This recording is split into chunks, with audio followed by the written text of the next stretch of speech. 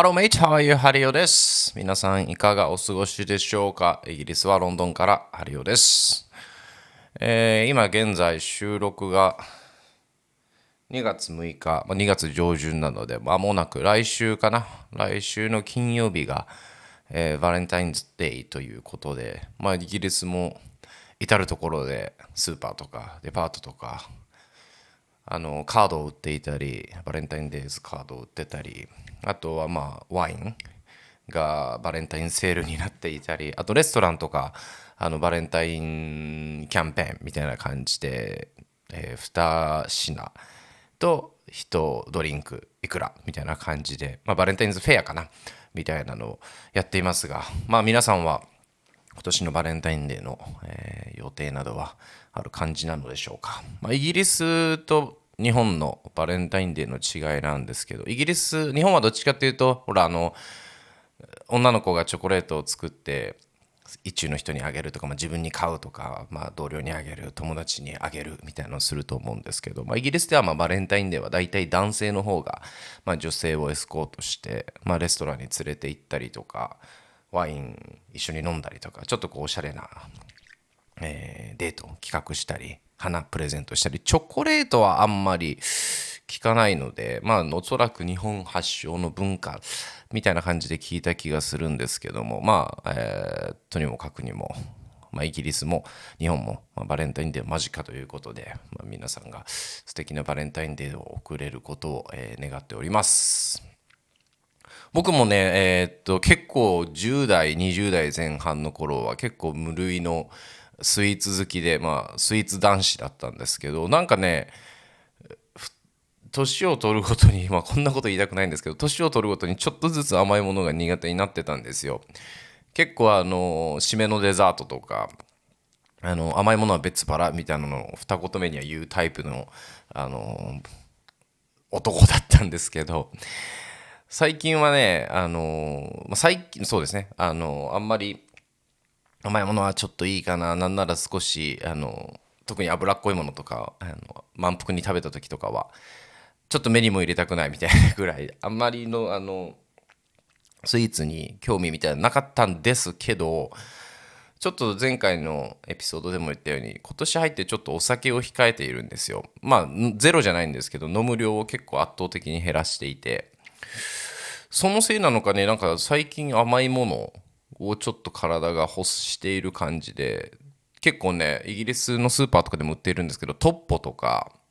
ポッキーとか、ハイチュウとか、なんかそういう一口二口ぐらいで食べれるスイーツみたいなのを最近よく体が欲して、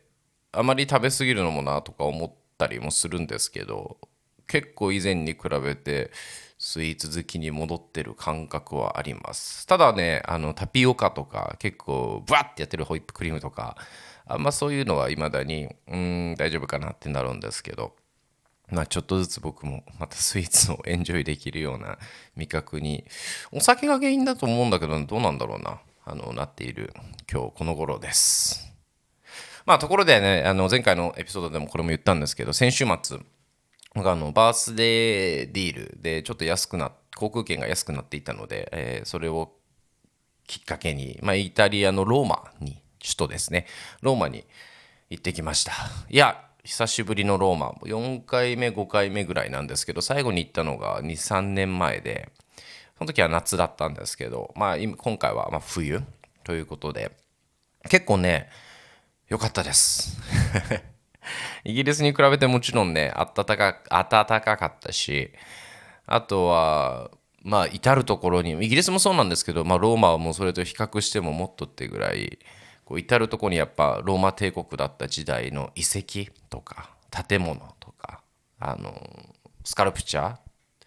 とか、っていうのがいっぱいあって、やっぱこの歩いてるだけで歴史を感じるなっていう、もちろん古都ローマでした。もちろんお酒、ご飯美味しい、安い、イギリスに比べてなんですけど、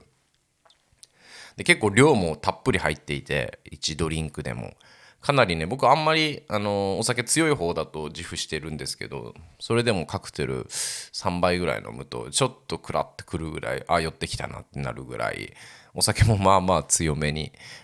作ってもらっていたりするような年でしたね。そう、あらゆるところにやっぱり遺跡があるっていうのが僕個人的にはすごくこう、なんだろう、テンション上がる感じで、一体何人の人がとか何百万人の人がここの地に立っていろんなことに思いを馳せて、で中にはすごくハッピーな人もいればちょっと失恋したての人もいたり、あとはちょっとこうセンチメンタルになってる人もいただろうなみたいな、こう何人何百万人何千万人の人がこの地にゆかりがあるのか、この土地を踏んでるのかっていうところの歴史のロマンみたいなのをすごくひしひしと感じにまた行ってきました。でまあローマ何回か行っているので、まあ、今回はメインの美術館とかはもちろん行ったんですけど、どっちかというともう本当街ブラをするっていうのをメインで、食べ歩きでもないか、まあたくさんローマのとかイタリアのご飯を食べるっていうのをテーマにして行ったんですけども、さっきも言ったようにちょっと僕生クリームブラッみたいなのがスイーツがあんま得意じゃなくて、だからねどうしてもマリトッツォってわかります？シュークリームみたいな生地にこの生クリームがベタってこう中に入っているやつなんですけど、それ1回ぐらいちょっとトライしたかったんですけども、一個一個がまあまあ大きくてね、食べ物をちょっと無駄にするのも好きじゃないから、買ったとて食べきれんだろうなって思って、今回はやろうかなって思いつつ結局断念した次第です。そうですね、イタリア、あとなんかあったかな思い出。なんかイタリア人のイメージかな。で、結構なんかこう、優しいなっていう人が、今回、そのイタリア人の優しさに結構触れられたことが多かったなって思う旅で、結構何回かローマに行ってるっていうのもある、イタリアに行ってるっていうのもあるかもしれないんですけど、やっぱ初めて行く時とかってその街に対して緊張もするし、結構こう警戒みたいなのもしちゃうし、でも今回はちょっと慣れているっていうのもあって、ちょっとこう余裕みたいなのもあったので、イタリア人のそうですね、その人間性とか国民性とかに触れられるを直接感じたり、いいなって思う機会があったんですけど、例えば何日目かの夜にあのレストラン夜ご飯終わった後にちょっとカクテルもう一杯だけ飲みたいなって思ってカクテルバーを探してたら、なんかおそらく会員制もしくはあまりこの一元様そんなに入りづらい感じのカクテルバーがコンセプトなんですけど、このレストランの隣にドアがあって窓が一切ないんですよ。で、ご用の方はベルを押してくださいっていう看板とかもなくて、でベルを押してくださいっていうサインだけあって、そのベルを押すと郵便受けがちょっとこうドアのチューブじゃなくてもうちょっと上部付近にあるんですけど、そこからこう男性がパッてその郵便受けをめくって僕を見て、何人ですか？一人です。ちょっと今席いっぱいで入れないかもです。わかりました。でもちょっと待って、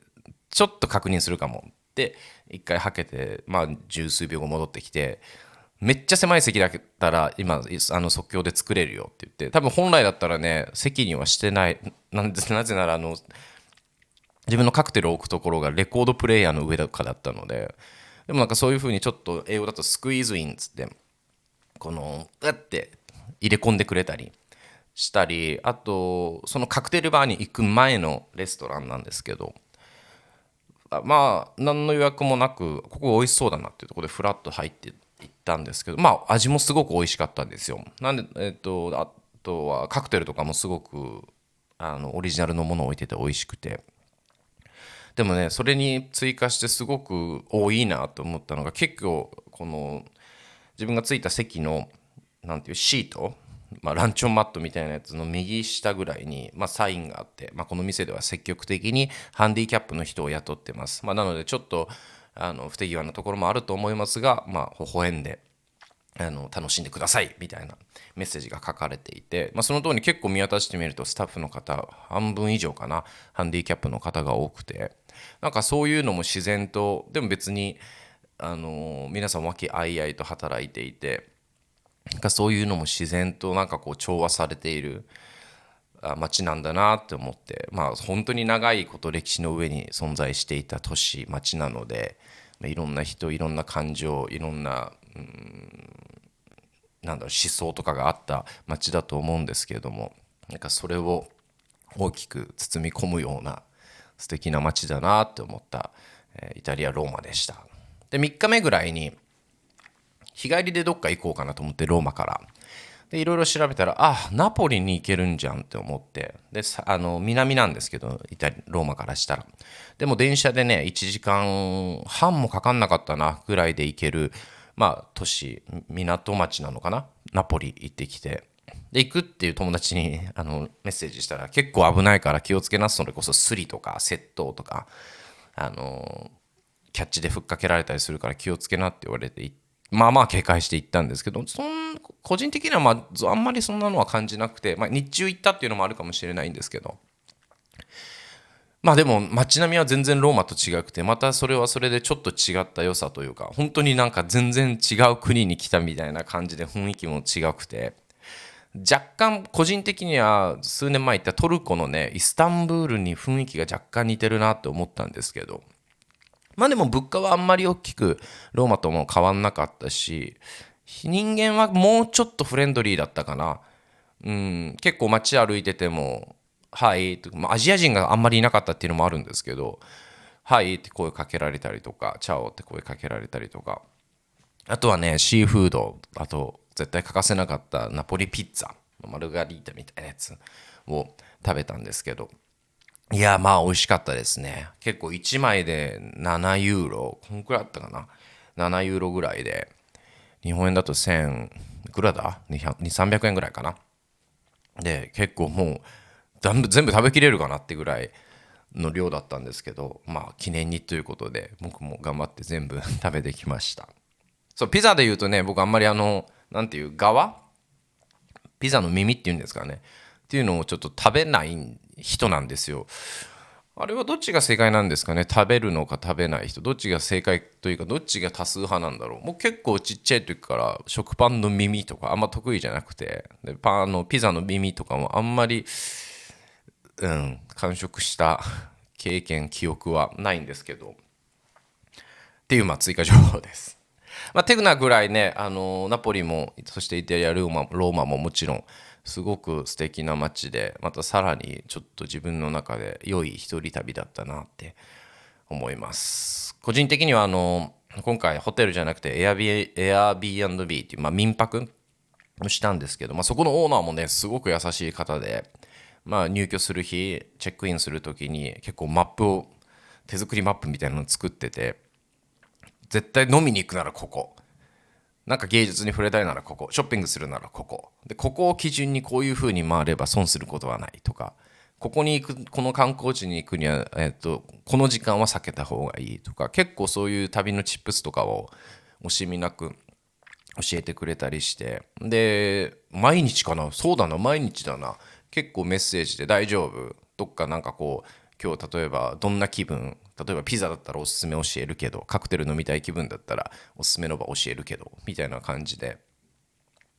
毎日のようになんか僕がどうしてるかを気にかけてくれる。エアビ泊まっててね、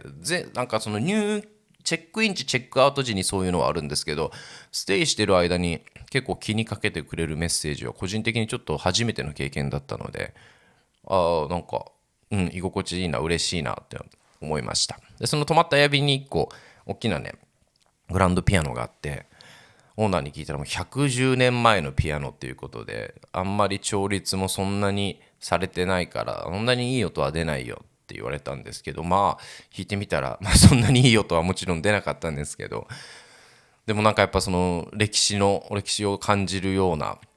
音を奏でてて、ちょっとねしばらく弾いた時間とかもあって、結構ねアパート自体も綺麗なアパート、多分出るんじゃないかな、エアビーでローマグランドピアノ丸ごと貸し切りみたいな感じで検索したら出ると思うんですけど、素敵な部屋に滞在させてもらいました。ってな感じで1月は1月、ちょっと2月またいたんですけど、1月、2月はローマ、イタリア、ローマ、そして、ナポリは今日帰りですけど、行けたので、とりあえずチェックということで、毎月の、一人旅旅行。で、次回は今月末、そして2月、そして3月またいで、イタリアじゃなくてポルトガルか。ポルトガルのリズボンっていう街に、僕リズボンはもう3回目かな、なんですけども、今回はね、ちょっと長期で、人生初のワーケーション、働きながらワークとバケーションをくっつけた造語なんですけど、ワーケーションをしに、10日間ぐらい行こうかなと思ってます。で、ポルトガルも物価安いっていうし、シーフード美味しいっていうし、何より気候がイギリスよりもがぜん暖かいと思うので、それをちょっとエンジョイしに、次はリズボンに行きたいなと思います。ってな感じで、僕のイタリア旅行のシェアでした。こんな感じで行った土地土地の旅行での思い出とか、あとは僕の日常生活のあれこれとか、メッセージ相談もらったらそれに乗ったり、時には乗ってもらったりしながら、ゆるくラジオ感覚でやっていけたらなと思うチャンネルですので、皆さん、気に入ったら高評価、チャンネル登録よろしくお願いします。それでは次のエピソードでお会いしましょう。See you next time. Bye!